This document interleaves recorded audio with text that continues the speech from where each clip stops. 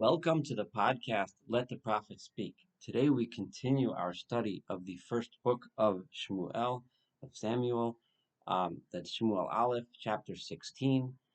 We just read of the rejection of Shaul, which was not the first time, it was actually the third time we read of God's informing Shmuel that Shaul was rejected.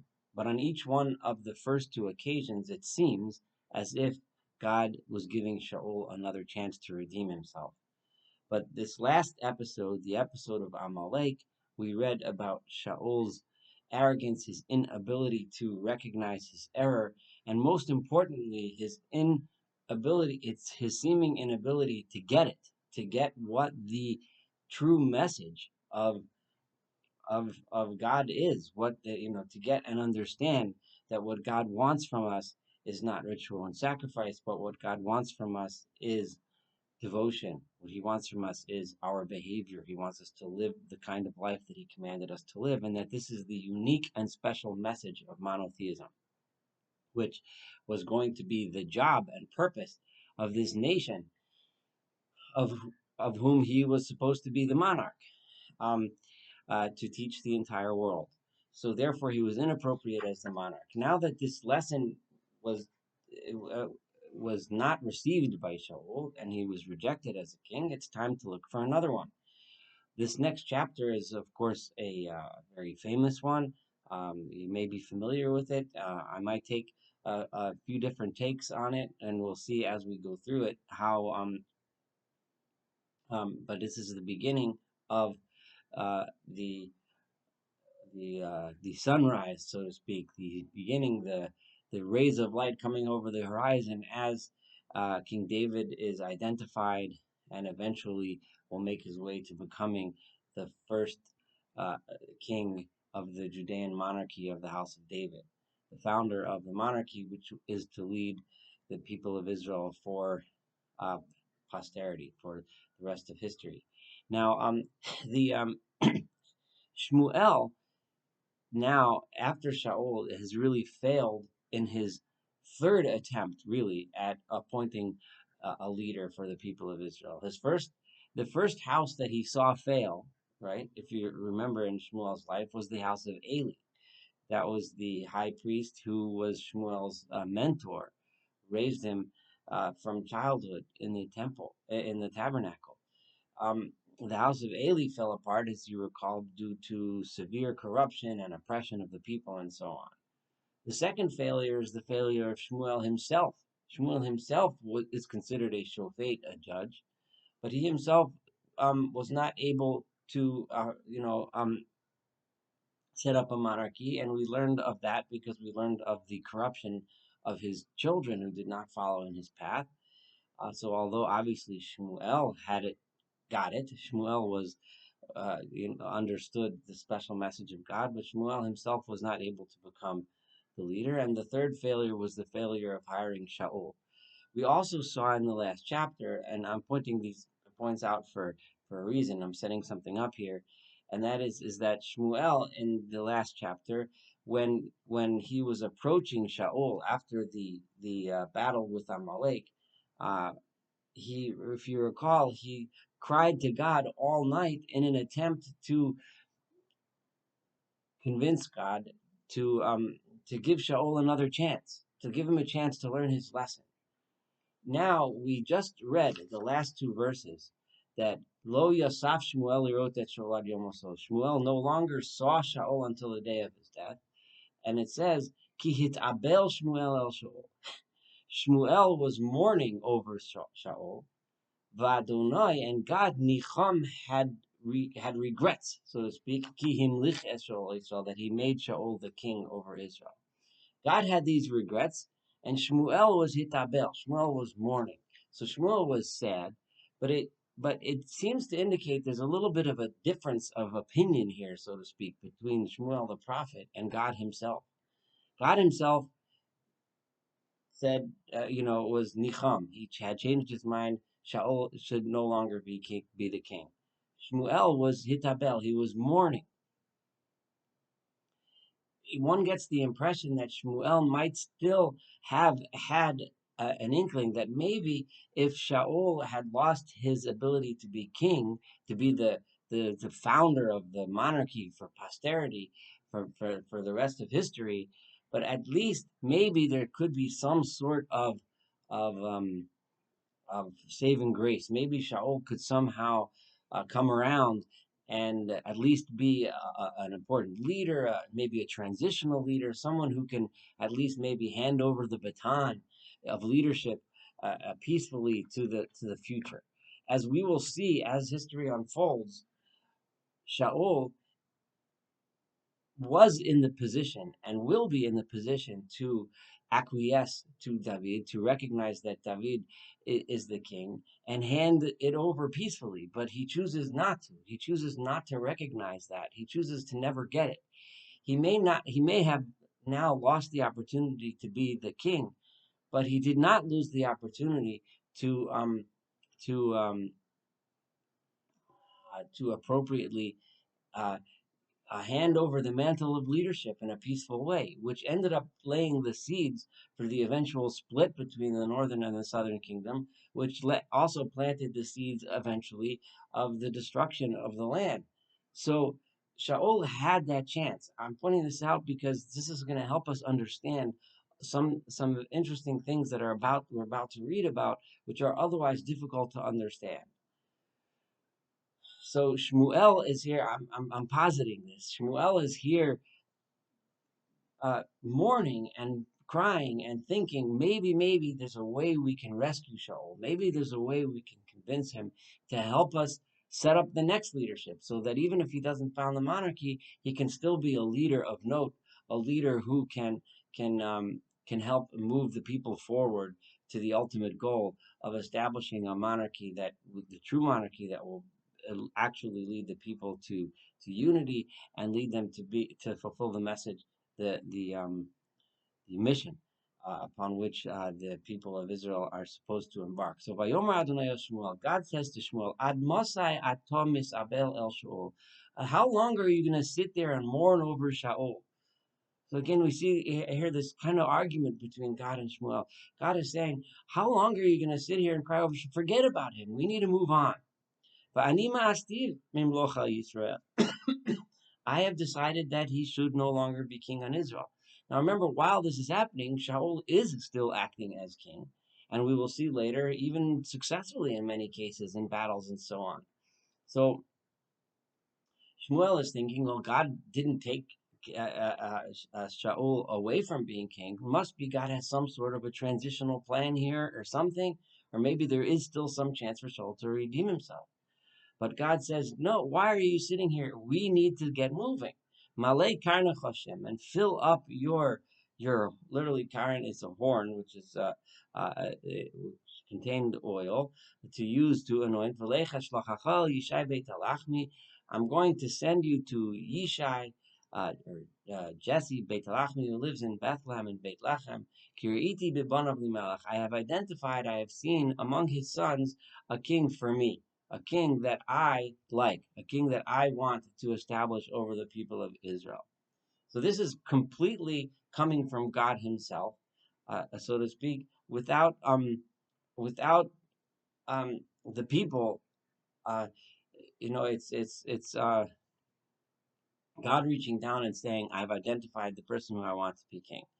And here is where this next verse, Vayomer Shmuel, and Shmuel says, Eich elech, how can I go? V'shama Shaul v'harogani. Shaul will hear about me going to appoint a new king, v'harogani, he will kill me. Now, on the surface, it sounds like Shmuel is afraid. But this is interesting because we have never yet seen Shmuel being afraid. In all of these chapters we've studied together, Shmuel was never a man to be afraid. He was never someone who, and in general, like the prophet is given a command by God, and he should say, I'm scared to go because I must be killed. But if we understand it in the context that I've been explaining it, this is not an issue of fear so much. Shmuel is asking God, if we are trying to give Shaul a chance to hand over the kingship peacefully, then how is this going to work? If I go and anoint another king, all that's going to lead to is strife and war. So this is really Shmuel asking God a question. How does this fit into the plan? How does this work? And then God says, he answers him as follows. Um, Vayomer Adonai, and God says to Shmuel, Eglat bakar tikach biyadecha. In addition to the flask of oil for anointing, I also want you to take a eglat bakar, a calf of cattle, tikach biyadecha, take with you, biyamarta, and you should say lizboach ladonai basi, and you should set up a ruse, right? Say you're going to do a religious ceremony and bring a sacrifice in Bethlehem, which is what prophets typically do. They go and they do religious ceremonies to teach people, to pray with people, etc. So, in other words, what God is saying is, don't worry, I have a plan here. You're not going to confront Shaul, with a blatant rebellion, but rather what you're going to do is it's going to be said out there that he went to Bethlehem. There's going to be a story. And as we're going to see, Shaul never finds out, at least not at this point, that David is the king. At least we're not told that he finds out, but rather if Shaul heard anything about it, it was nothing. So they had a religious ceremony with Shmuel in Bethlehem. So Shmuel realizes that God's plan is now to do this ruse in order that this transition will come about in a way that Shaul could hand over the mantle of leadership in a peaceful and appropriate way. Maybe David will come.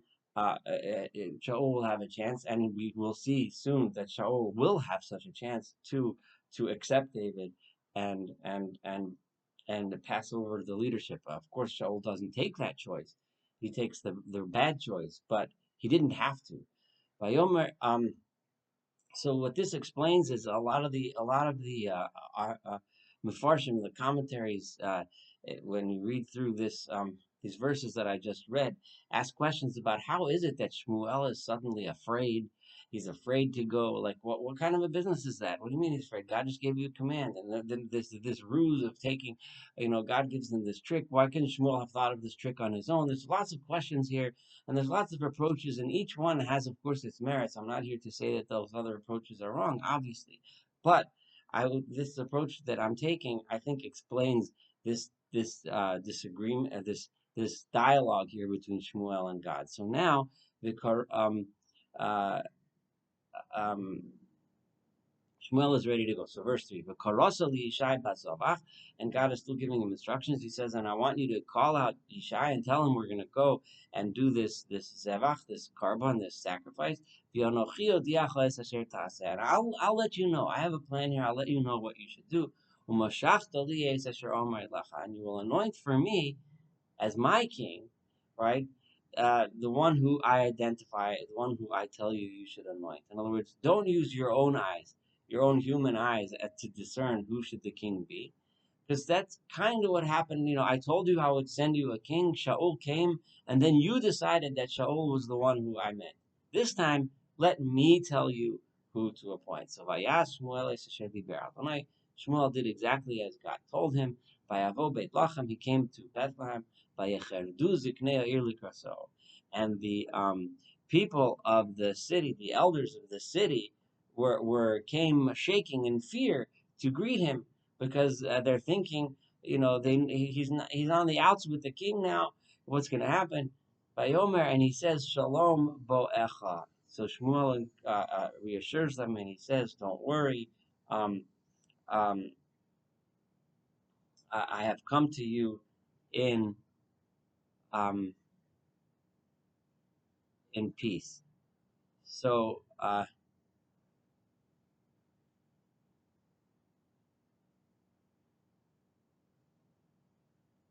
I'm sorry. This verse by Yomer here is generally translated as the elders of the city saying, even though it says it in singular language. It happens sometimes that the verse uses singular language to refer to a group of people here acting as one. So they're basically asking, "Have you come in peace?" In other words, are you coming to make trouble between us and the king, or not? So by Yomer, this is verse 5 now. So Shmuel answers and says, "Shalom." Yes, I have come in peace. Don't worry. You have nothing to worry about. Lizbach ladonai basi. I came to bring sacrifices to God. Hiskadshu, make yourselves holy. In general, this means separate yourself from mundane matters. It might mean go bathe in a ritual bath. But Hiskachu, make yourselves ready, be spiritually prepared, and come with me and let us bring a sacrifice. By Kadesh, Esishai, Espanav. And I want you to, so then he went ahead and he sanctified, literally, he made holy. So again, what does this mean? So he must have singled out Ishai and his sons, told them, get yourselves ready, again, wash, separate yourselves from unholy things. And he called and invited them, so he invited the elders, presumably other people of the town, and Yishai and his sons, and it was when they came, Vayaras Eliav. And the first person that he noticed was one of the sons of Yishai, Eliav. Vayomer ach neged Adonai Mishicha. And he said, presumably said to himself, oh, this must be the one who is God's. This is the one who is opposite God, and opposite not in a oppositional way, but neged meaning the best translation I've seen for that is uh, he's before him. He's seen by God. He must be the anointed one. He must be the one. Presumably, he was tall and handsome, as we'll see now in verse 7. Vayomer Adonai el Shmuel. So God says to Samuel, to Shmuel, Al tabeit el mareu. Don't look at his countenance. Don't look at his good looks. The el gova komaso and his height. Kim astiu. I have rejected him. This word ma'astiu, we often think the word limos, ma'as, is something disgusting. But here, God's not saying there's something necessarily wrong with him, but mastiu, meaning, I don't want him as my king. He's not the right guy. Kilo asher yireh ha'adam. It is not that what appears to me is not similar to what human beings see. Ki adam yireh l'einayim. Human beings, when they look, they see with their eyes. But God can see into the heart. This is, of course, a famous verse that points out that God says, I know what kind of person he is. You don't. And I know that he's not the right person for me. Again, we have no hint that Eliyahu was necessarily a bad person. But what God is saying is that he's not the right guy to be the leader, to be the future king. So, we don't know why, but he's not the right guy. And we know that last time he picked Shaul because he looked like the right one. And remember, Shaul was described as being tall and handsome, which was very important to Shmuel, to influence Shmuel's choice. But we also saw his humility. We saw all of these positive qualities that were also visible. So a person would look at all these positive qualities and say, "Yes, I see all of these things." But again, inside he was still not the right person, and Eliyahu was also not the right person. So Yishai goes and calls up his next son, and he brought him before Shmuel. It's interesting because it doesn't say here that Shmuel ever stated, I am here to appoint and anoint a new king. It's very, very possible that Yishai and the people assembled did not even know that Shmuel was here to hire a new king. They knew he was here to um, to choose someone, apparently, because that's why they keep bringing the sons up to him. But they themselves may not have known that he was actually choosing the next king of Israel. It could have been some other sort of successor, some other sort of leader that he was looking for, which is why Shaul never found out yet, at least at this point, does not know that a new king is being anointed, so that this sneaky ruse, so to speak, of God will happen without Shaul getting angry and coming to take retribution. So Yishai calls his next son Abinadab, Vayomer Gamba Zelo B'char Adonai. And Shmuel answered, presumably he had a message from God too, that God does not choose this son either. Vaya'aver Yishai Shama, and he brings his next son named Shama, Vayomer Gamba Zelo B'char Adonai. Also this one, this is not the one that God is choosing. Vaya'aver Yishai Shivas B'nov L'Shmuel. We aren't brought the names of the next four sons, but his 7 sons he passed before Shmuel. Vayomer Shmuel el Yishai, and Shmuel said to Yishai, Lo v'char Adonai ba'ele. God is not choosing any of these. Vayomer Shmuel el Yishai. And Shmuel says to Yishai, says, Tamu Arim, is this the end of your boys? That's it? You just have these 7? Vayomer Od Shoar Hakaton. The youngest I have left out. I have left out the youngest one. Vinero Ebatzon. He's not even here. These 7, we all were Hitzkachu. We became, we sanctified ourselves and got ready for this special occasion. But he's out there shepherding the sheep. He didn't even join us. Vayomer Shmuel El Yishai. So Shmuel says to Yishai, Shilcha v'kochenu. Send for him and take him and bring him here. Kilona sov ad bo'o po. Because we cannot continue with the ceremony until he is brought here. Vayishlach vayavieu. So he sent a messenger to go get him, and they brought him. Hu Admoni. This is generally translated as ruddy Admoni. Also, Edom is the color of red, so this is often considered like a kind of a reddish, but it's more of a kind of a reddish, healthy complexion. Whether he actually had red hair, who knows? In many images, David is seen as that way, but it's not clear. But Admoni here doesn't mean that. It means that he had a ruddy, healthy complexion, imyafei einayim, with beautiful eyes, v'tov ro'i, and a beautiful appearance. Which is interesting because God just told us not to look at outer appearances. And here it's praising David for his appearance, which one would seem, the lesson one would seem to learn is that when appointing a leader, outer appearances are important, but it has to be much more than that. Outer appearances are important and can be important when in leading human beings. Human beings are, after all is said and done, human beings. And we do look at outer appearances. But the inside has to follow the outside. And that is what God sees, and that is what human beings do not see. Vayomer Adonai kum mishachehu. I want you to anoint him, kizehu, because he is the one. Vayikach Shmuel et Karen Hashem, and Shmuel took the horn of oil, vayimshach oso, and he anointed him b'kerev achav, among his brothers. In other words, from among his brothers, he anointed only David. Vatitzlach ruach Adonai el David, and the spirit of God was successful with David mehayomahu v'mala, from that day on. Vayakam Shmuel vayelech haramasa. And what this means, that the spirit of God was good with David, is very unclear. It doesn't say what it is, and I also certainly cannot tell you what it is. But there's some kind of leadership quality, something about David, that from this moment that he was recognized, that he was pointed out, that he was recognized for his special character, for his special good deeds, for the special life that he had been living until this point, he was uplifted. He was uplifted. He was encouraged by this recognition.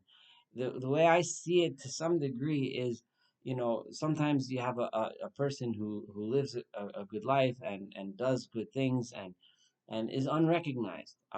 And they continue to do good things, and they continue to have a certain special character. However, when people around them, or the world around them, recognizes them, points them out, he makes a special dinner in their honor and gives them an award, it gives that person a special sense of something, a special sense of leadership. And if they're not arrogant, it doesn't get to their head. Shaul, when he was pointed out as king, eventually that arrogance got to his head. He started off, he was portrayed as humble in the beginning, but it got to his head. David, what we see here is that it was the Ruach of God, the Spirit of God, that got to him. What got to him was humility, but also recognition. It does not say that Shmuel, it explicitly does not say here that Shmuel anointed him as king. And it does not say, remember with Shaul, Shmuel had a conversation with him and told him that he's the king, he's going to be the king and the leader, and so on. Shmuel did not have that conversation. It is entirely plausible that at this point, David still didn't know that he was anointed as king. He could have been anointed as anything. But it explicitly does not say that, because we still want to leave the opportunity for a peaceful transition of power, leave the opportunity for Shaul to do this right. Unfortunately, that's not what's going to happen, but he has the opportunity to do so. This concludes the first half of this chapter. This chapter is neatly divided into two halves. We'll continue with the next half and complete the study of chapter 16 together. Thank you so much for studying together with me today. Looking forward to studying the rest of this chapter and the rest of this book of Shmuel together.